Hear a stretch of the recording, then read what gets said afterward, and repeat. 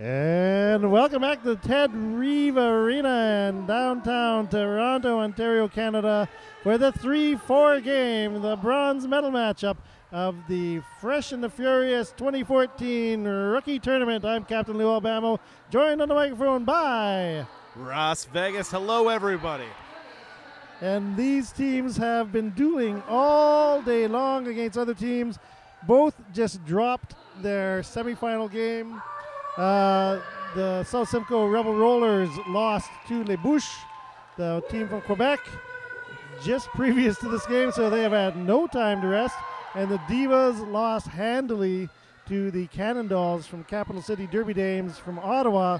So we will see that matchup after this game. But this is a 3-4 matchup. There's still some pride at stake here. Yep. And I don't know if they have medals for third place, but if they do, I'm sure either one of these teams would be very happy to take them home. It would be a great honor to get this far into the tournament, at least take some hardware with you. Now, one of the things I've noticed so far is there's been the teams that have had the back-to-back games, and there's the teams that have a little bit of a break in the games. Captain Lou, what do you think is the better advantage in this situation? I would say earlier on in the day, back-to-back games is not a bad thing. It keeps you in the rhythm. 20-minute games, they're really not that long. You're able to sort of stay together. At this point in time in the day, though, it's been a long day. It's been a hot day, an exhausting day. The marathon is almost complete, and I think maybe that last little 40 minutes that the D-VAS had will be just enough to propel them past South Simcoe. But, you know, South Simcoe has played really tough offense and defense all day, and I've been really impressed by them out there. No, there's been a couple of notable standouts, including Dine and Dash Tash, who's been an excellent blocker on the track all day, but has also put in a couple of key jams. Jam is underway. Game is underway. 3-4 game in red. South Simcoe Rebel Roller Fresh Meat team. That's Amazon taking the lead jammer for the South Simcoe team out of Barrie, Ontario. And still stuck in the pack is Holly Rocket for the D-VAS. Amazon has been doing most of the work out here with the star on her head, and she's proved that she belongs in this group. Absolutely. She went up against the tough blockers from Les Bouches like literally 10 minutes ago and held her own against the hard blocking style from Quebec and able to put 4 points on the board against, well, the score is not correct on the scoreboard, but that was the Rebel Rollers who picked up 4 points. We'll see if that gets fixed at some point. Hopefully it does. I'm sure they'll work out the kinks at some point in this match. Someone is going to look up and realize it's on the wrong side, but for right now, we're going to keep going back to the line here. Another jam underway. Whiskey Sour taking the star for South Simcoe and working her way to the front, getting lead jammer. That's Ann Gard, number 13-12 for the D-VAS. 2 jams in. The lead jammers have been exchanged. Whiskey Sour, a skater who looks like she never wants to have the star on her head, but somehow managing to get through with great regularity. Stuck at the front of the pack right now as the D-VAS try to lock her down, allowing Ann Gard to get through on her first scoring pass. She completes that. Whiskey Sour out just ahead of her. 4 points. Ann Gard not looking to get any more, Ross. No. At this point in the game, you're just looking to inch a little bit forward, get a couple points on the board, and start building on your lead. Yeah, again, these teams have been playing all day long in this hot arena. So even when you're not playing, you're still sweating because it's been 30 degrees Celsius with high humidity in these places, and there's been no respite. So gorgeous day outside, however. Oh, a very nice day outside. You don't get to see outside when you're playing roller derby. Oh, and we've got an interesting situation here. Both jammers have false started, and the pack is still trying to figure out what the referees are doing here at the moment.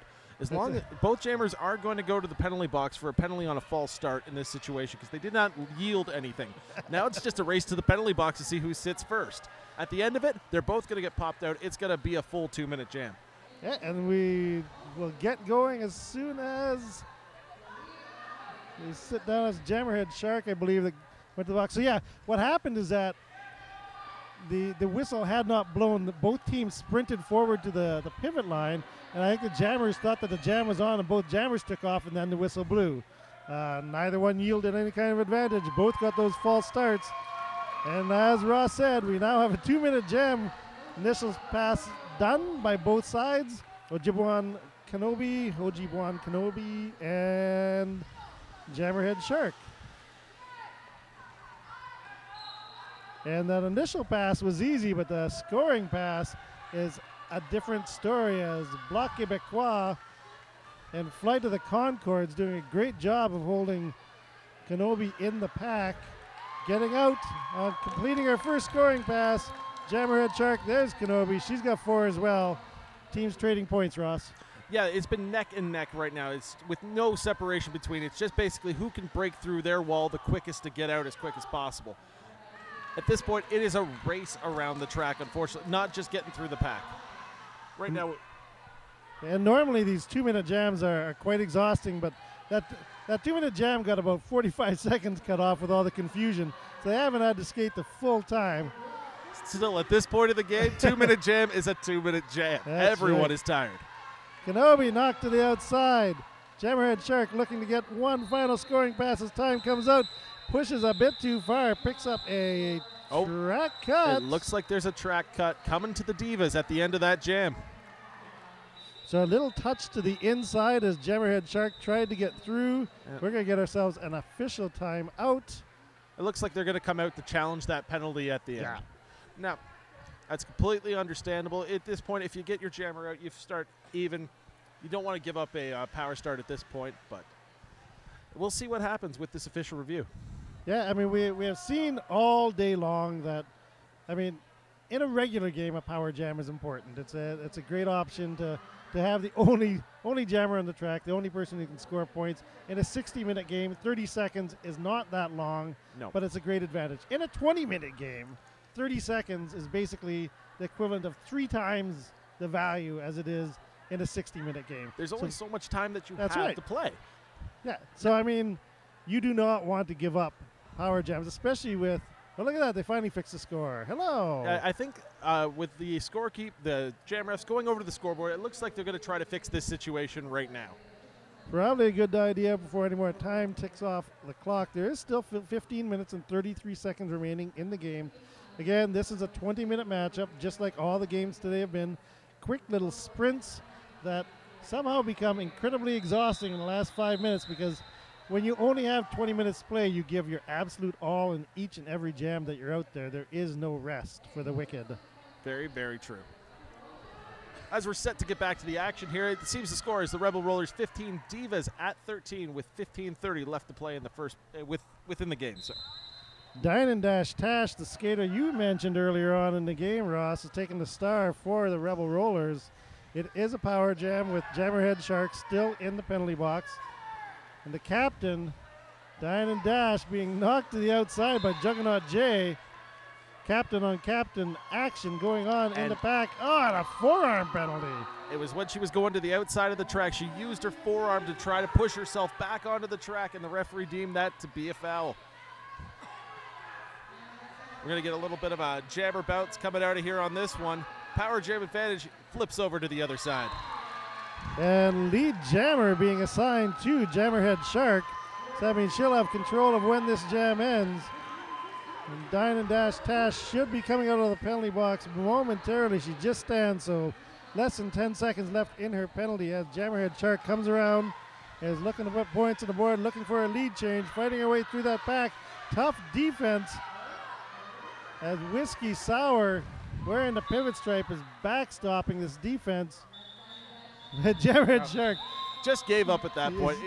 It seemed Yeah. impenetrable at that point. Now, one of the things I've really noticed with this tournament is the defenses have been very dynamic. For what this level, this is supposed to be a fresh meat tournament. People that only have a year experience, but here you're seeing dynamic four walls. You're seeing recycling coming around. What do you think about the trading that both these leagues and leagues throughout this tournament has had? Yeah, I think the learning curve has just, they've zipped up the learning curve so much faster now than they did 4 or 5 years ago, that you're seeing skaters with limited experience being so much better than skaters in the past were. Jamming away, both jammers getting out at virtually the same time. It's Amazon versus Holly Rocket. Holly Rocket thought she had lead jammer, picks up a track cut. It's turned into a power jam for Amazon, Ross. Amazon has been taking control of these situations throughout this tournament. She's taken at least 3 passes on average for each one of these power jams she's had. Let's see what she can do on this one. 5 points on that pass as the power jam continues. Rebel Rollers able to extend their lead. You know what? Able to retake the lead. That's right. The D-VAS had changed the lead in the last jam. They had a 1-point advantage, now down by 4. And Amazon coming around, another scoring pass. Juggernaut J getting elbowed. No! Oh, yeah. Epic There Phil. was Epic Phil calls a track cut. It was either going to be that or a high block as she made contact with Juggernaut J's head as well as she was coming through the front. So a little jammer do-si-do. No, Holly Rocket is out of the box already. This will be a full 30 seconds and another full 2-minute jam, Ross. Yep, we got 44 seconds left in this for her to work. Let's see what she can do with this particular setup right now. We've got 4-on-4 blockers, so she'll have to go through every single one of them. Initial pass complete. This is a scoring pass. D-VAS down by 4.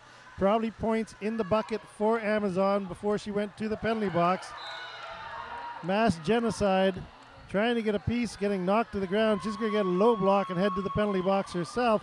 And there is 5 points. D-VAS take the lead until we have a score update from Amazon. Amazon's penalty is over, so she will try to complete her scoring pass as Holly Rocket is trying to do one more before time runs out. 4, 5, 3, 2, 1. Time runs out on the jam. 5 more points for Holly Rocket. Nice push to get through those final points, and 4 for the Rebel Rollers.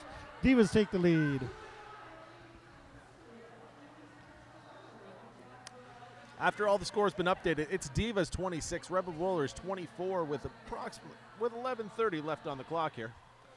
So yes, what was a 1-point lead by the D-VAS turns into a 2-point lead by the D-VAS after that power jam swap out during that 2-minute jam. Now the Rebel Rollers have started to take the pivot line. We've seen this a couple times throughout this tournament from this team.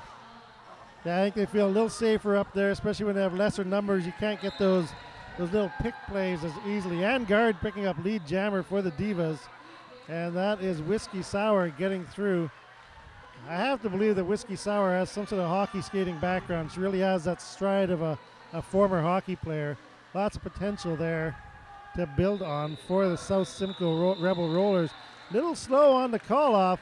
1 point for the D-VAS and two for Whiskey Sour. She just stole 2 there. They had a little trouble communicating and couldn't get it called off in time. Takes the advantage for the D-VAS down to 1 point.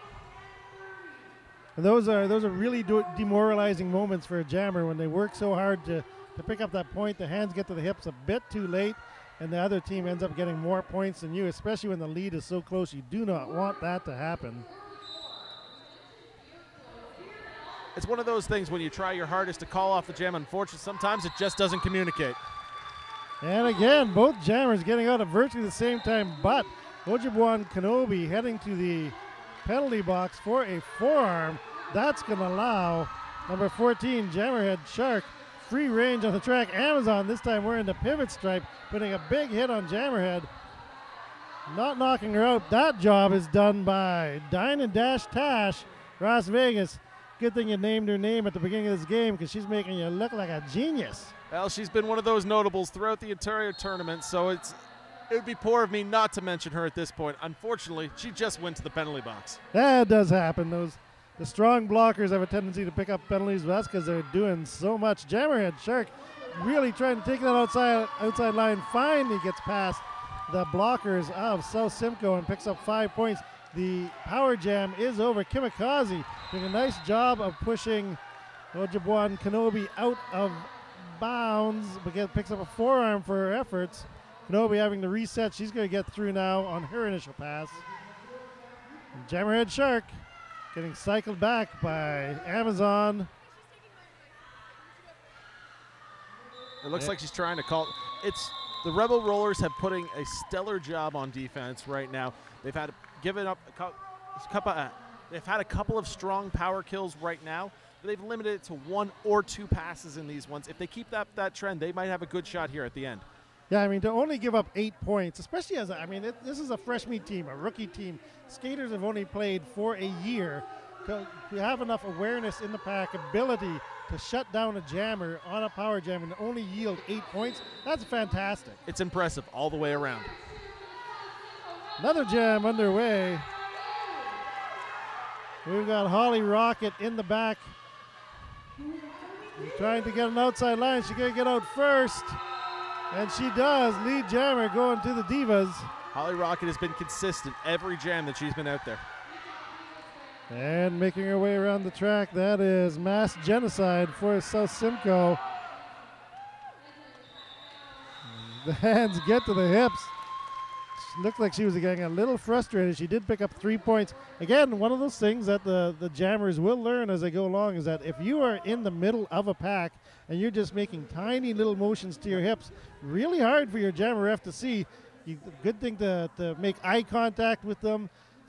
Make sure that you have a bit of a wider motion so that you can actually help your jam ref out. Even scream directly at them that you're trying to call it. A lot of the times with it, it's the hand motion. You can't see it through 8 bodies, unfortunately, on the track. So, but here we and that's Amazon with a nice little jammer pop off the line, but picked up a direction of gameplay, Ross. You don't see that one too often off the jammer line. Usually they're exactly in line with each other. That's a tough one to take. Angard is the jammer of record for the D-VAS and now the lead jammer for this jam. D-VAS looking to pull away with only 7 minutes remaining in this 20-minute bout.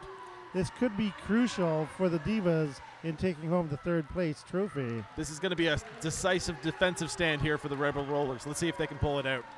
Yeah, 5 points on that pass. They've got an empty blocker side box, so they do have all 4 blockers on the box or on the track. Or no, do they have one? No, they have one in the box. They only have 3 out there. That makes it more difficult. Amazon through the pack. Jam is called off by Angarda. She was cycled to the outside, so yes, good, strong defensive stand by South Simcoe once again. Once again, keeping it to a 2 passes. It's keeping them in this game, keeping it within reach. You know, with 6:20 left in the game, 18 points separating these teams. Still lots of opportunity for South Simcoe to come back. Whiskey Sour taking the star for the ladies from Barrie, Ontario. That is Jammerhead Shark jamming for the D-VAS right here in Toronto. Jam underway, very slow to start. Jammerhead Shark playing a little jammer defense, but then gets knocked to the inside. That's going to let Whiskey Sour get lead jammer for South Simcoe. She's got about a half track to work with as she goes through this pack. She's got to be mindful of how much time she takes to get through. Yeah, and South Simcoe blockers got to be mindful that if they hang out at the back, they could give up some points. Whiskey Sour pushing hard. She's going to have to call it off because here comes Jammerhead Shark. Calls it off as she's being bumped to the inside. Picked up all 4 points, but did she give any up? Oh, wait, hold on a second here. Misconduct. We have a penalty in an insubordination. So is that going to be 2? Is that, well, that's going to be 2 penalties. That could full minute. A full minute in the box for Jammerhead Shark, and I believe that would put her on 3 penalties at this point, not or 4. I'm looking to see the board. It's 4. The box is saying 4. The box is saying 4. With the insubordination, that might be her 4th penalty, and that could be her evening. And with 5 minutes left in this game, Jammerhead Shark has been a pivotal jammer for the D-VAS in this game. And you're right, Ross, that was 4. Yep. That's a foul out. And the D-VAS are going to have to deal with that. They're going to put Holly Rocket into the penalty box. Wise choice on their part. Holly Rocket has done a great job. They will like to have her when she comes out of the penalty box. But, man, D-VAS are going to have to start rolling the dice. If the only thing that's thankful, at least it was at the end of the jam. So if it happened in the middle, they would have lost their jammer for at least a minute and a half. In this case, it's just 1 minute. It's still a long time in there, though. It is. It's going to give Rebels a chance to pull back here in this game. And only 16 points separate these teams. This is the moment of destiny for either one. Jam underway, nobody willing to give an inch. Mass Genocide trying to get through. Big hit by Kimikaze. Mass Genocide shrugging those hits off. Looking to get some assistance from Betty Payne. Skaters crash to the floor. And Mass Genocide is going to get out and pick up lead jammer. It did take her almost 25 seconds to do so, though. They're gonna have a little bit more time to work with that full minute in the box with those 2 fouls. But let's see what we can do with this little bit here. They still have 4 blockers on the track. I'm quite sure South Simcoe wants to get at least 2 scoring passes in. There's 1 for 5. That's going to bring them to 11 points. Still about 15 seconds left on the power jam. Looking for another scoring pass here. This will bring it down, the lead to single digits. D-VAS trying to hold up. Oh. It's going to be out of play. It's out of play. She initiated a block during a no-pack to a blocker, and unfortunately, that's going to be an out-of-play block. And I think that's actually a pretty darn good call on the part of the jammer ref. It's one of those things that especially newer jammers would not know, that in the situation where blockers are out of play, you cannot initiate that hit. And she initiated the hit and knocked the blocker down. Impact made, penalty delivered. D-VAS get a little breath of fresh air with that penalty. Oh yeah, that's definitely some breathing room. This jam will go the full 2 minutes. And again, making a smart move, putting Holly Rocket out there. So they've got one of their top jammers after they just lost Jammerhead Shark to fouling out. Power Jam is over. Mass Genocide is through for 5 points of her own. Lead is still 11. D-VAS are going to pick up 4 points, 5 points on this pass. And time runs out before Mass Genocide can get to the pack.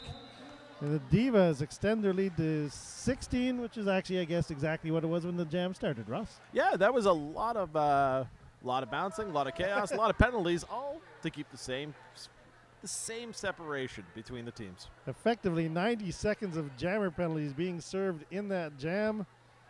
No difference on the scoreboard, and under 3 minutes left. If the Rebel Rollers want to make their move, they've got to do it now. And D-VAS, they've got to clamp down on this defense and don't let the Rebel Rollers through. But look at that.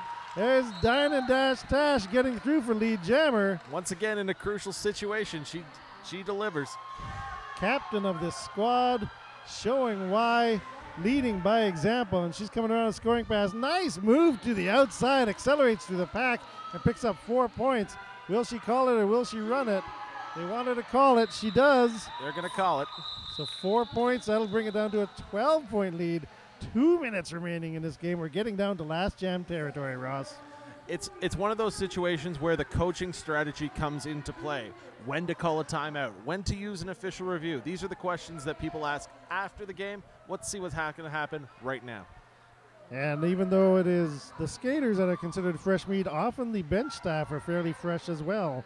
And so they may not understand the whole time management techniques. The timeouts can extend the game when you are behind. You can get extra jams in if you call those timeouts in a timely manner. Nice acceleration on the outside. Kenobi picks up lead jammer just as Holly Rocket comes through on the inside. Not lead jammer. Holly Rocket wants to call it off, but she's not lead. Kenobi's going to take a run at this.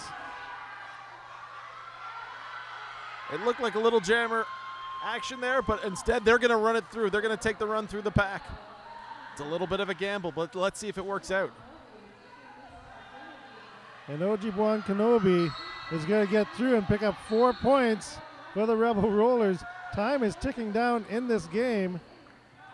Skaters heading to the penalty box as Misdemeanor Queener and Betty Payne from the D-VAS and the Rebel Rollers head to the box. 4 points for Holly Rocket. 4 more points for Ojibwan Kenobi. Trading points back and forth. I'm not sure this is the strategy that South Simcoe needs right now. Oh, at this point, it's just they're both getting the same amount. 4 points here, 4 points there. It's as long as they call it off before the time runs out, they can call a timeout and get another jam out of this one. Kenobi looking for that outside line. She's going to accelerate through the pack. Gets away from number M18 Kamikaze. She's getting the call from her bench to call it. I don't know if she sees it yet, but there it is. She does. Will a timeout be called? That is key. Yes, there is almost no time left in this game. If they do not call a timeout, this game will be over. And I am not seeing any signals from the bench that they're going to. And that is a bench coaching error, in my opinion, as there could have been another jam. Yeah, you have the timeouts for a reason. That's the time to use it. But again, good performance by the Rebel Rollers. They were within striking distance. They had to lead for a bunch of this game. We're in striking distance for the last half of the game. Really nice performance for the skaters from Barrie, Ontario. I think the senior members of the league have to be pretty pleased with the way their rookies played today. Yep. And I think you will see a lot from some of these skaters in the future. And the truth is with it, when you're South Simcoe, you're fresh meat, you're going up against a larger league such as Tord and their fresh meat, you have to take a certain amount of pride to being competitive within this game. And the D-VAS, I know the D-VAS really wanted to compete for the championship this year. They were beaten rather badly by Capital City Derby Dames Cannondalls. This will be a measure of satisfaction at the end of the weekend. I know they wanted first or second place, but to come away with third in this was a very tough field of teams this year. It reminded me a bit of the Beast of the East tournament where you really didn't know which team was going to win. No, it was very evenly matched throughout the entire thing. It's just the luck of the draw sometimes gave you whether you had a little bit of rest or a little bit more back-to-back play. At this point, like even the Lunch Ladies had almost 3 games in a row back-to-back, and they did really well for their fresh meat team. That's right. So with that, the third place team is the D-VAS from Toronto Roller Derby. They have defeated South Simcoe Rebel Rollers. We're going to be back momentarily with the championship game. It's Les Bouches from Quebec, various leagues in Quebec, and they'll be facing off against the Capital City Derby Dames Cannondalls, who have been my real surprise for the weekend. I don't know why I discounted them coming in, but that team has been fantastic this weekend. They have proved their spot right here, right now, and we'll get to see it upcoming next. I'm Captain Lou Obama. I'm Ross Vegas. See you soon.